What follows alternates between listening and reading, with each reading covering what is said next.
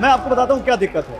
जब आप एक कथावाचक होकर इस मंच से, जिस पे लाखों लोग आपको सुन रहे हैं, जब आप ऐसी बातें कहेंगे तो ये जो लोग जब यहाँ से बाहर जाएंगे तो कोई भी महिला या लड़की जो छोटे कपड़ों में होगी उसको घृणा के भाव से देखेंगे, उसके प्रति दुराचार का भाव रखेंगे, इसी बहाने कम से कम पूरे कपड़े पहनने लग जाएगी। इसमें दिक्कत क्या जा रही है? और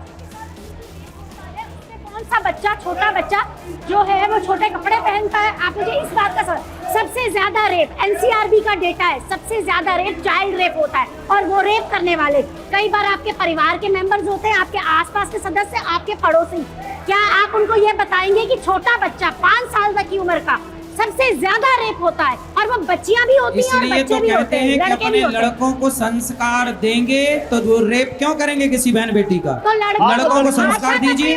आपने संस्कार तो दिया नहीं, लड़कों को अब तो रेप करेंगे, वो संस्कार नहीं दोगे तो संस्कारवान बच्चा क्यों गलत रास्ते पर जाएगा, चाहे वो लड़का हो या लड़की। अच्छा गुरुजी, आप हर लड़के के लिए मैं बोल रहा हूँ, आप अपने बेटा को, भारत देश के नहीं दुनिया के, मैंने एक बार इंटरव्यू दिया था इस पूरी कंट्रोवर्सी के पहले, आपने सुना होगा।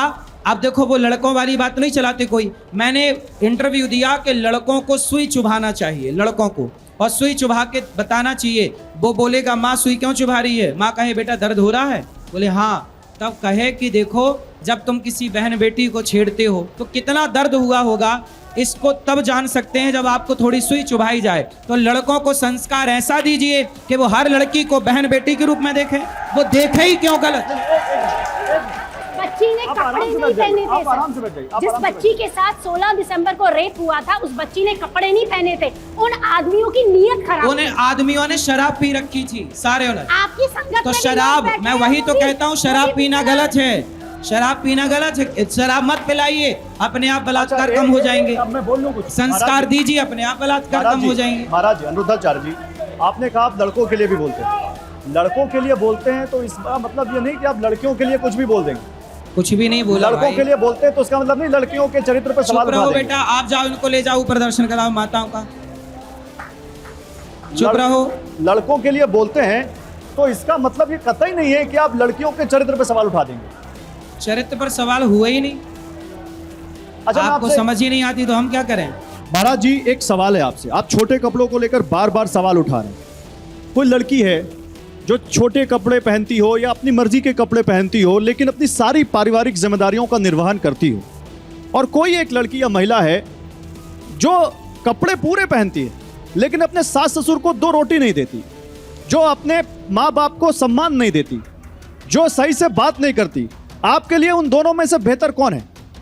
आप गलत ट्रैक पर चले गए जिन बातों पे। इसमें गलत ट्रैक क्या है? अब बताइए, आप लोग यहाँ डिबेट करने आए हैं, कुछ अच्छे मुद्दों पे बात कर लीजिए। अरे मुद्दा यही है कि आपने लड़कियों को बोल दिया कि कपड़ा एक बार कह दिया ना कि कपड़े पहनाओ, बस इस पे क्यों बार बार 10 बार एक ही बात? पहनाओ, आपको उतार के रखना तो आप उतार के रखो, हमें क्या दिक्कत है? हमने सीधा कह दिया एक बार, पहनाओ कपड़ा, मर्यादा है, कपड़ा उतारना मर्यादा नहीं है। अब नहीं, मर्यादा तो वो भी नहीं है जब आप किसी को बिना किसी तथ्य के कटघरे में खड़ा करते हैं। इस बात का कोई तथ्य है आपके पास करेंगे? लड़कियां 4 जगह मुंह मारती हैं, लोग कोई रिपोर्ट है इसकी? सपोर्ट करेंगे तो कठोर शब्दों का प्रयोग होगा, तैयार रहिएगा। तो आपके पास ऐसी कोई रिपोर्ट है, कोई तथ्य है जहां पे आपने पढ़ा कि 25 साल की लड़कियां 4 जगह मुंह मारती हैं? सब कुछ बोल दिया, एक ही बात को क्या 100 बार पूछ रहे हैं आप लोग? वही। चलिए आगे बढ़ते हैं। ओके, आगे बढ़ते हैं। ठीक है, चलिए आगे बढ़ते हैं। समाज में लड़कियों के प्रति जो अत्याचार हो रहा है, आप उसके लिए कभी आवाज उठाते हैं? हम ही आवाज उठाते हैं। आज हम ही आवाज उठाकर कहते हैं कि बेटियों का, इसी मंच से हम गरीब बेटियों का विवाह भी कराते हैं।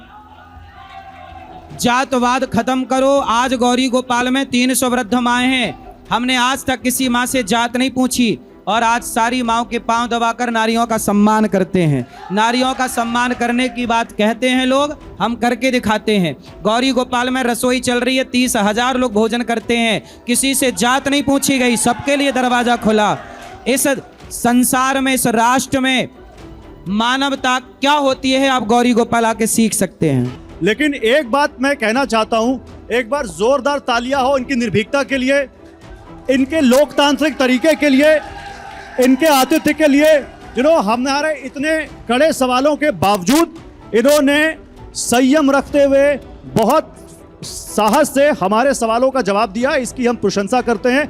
लेकिन हम अभी भी उनकी उन बातों का सहमत नहीं हैं जो वो उन्होंने जो भाषा कही थी। ये मैं आपसे निवेदन करता हूं और इसीलिए यहीं पर आप सभी का भी बहुत शुक्रिया, बहुत थैंक यू। आप लोग आए, अपनी बात रखी और इस माहौल में रखी जहां आपका समर्थन करने वाले कम हैं। इसलिए इन आप जैसी साहसी महिलाओं के लिए भी हम बहुत बहुत आपका शुक्रिया अदा करते हैं। एक बार तालियां अगर बजा दें हमारी जो महिलाएं हैं उनके लिए भी, साहसी महिलाओं के लिए जो आपके बीच आके आपके विरोध के बावजूद अपनी बात रख रहे हैं। ये सारी माताएं बहनें हमारी बात से भीतर ही भीतर सब सहमत हैं, बाहर से भी सहमत होंगी कुछ नहीं, वो वैसे तो कोई उन्होंने ऐसा नहीं है जो असहमति सहमत ना दिखाई हो। है, लेकिन चलिए फिर भी और बहुत बहुत शुक्रिया, थैंक यू वेरी मच। बहुत बहुत अच्छा लगा आप लोगों से बात करके, बहुत शानदार, थैंक यू, थैंक यू।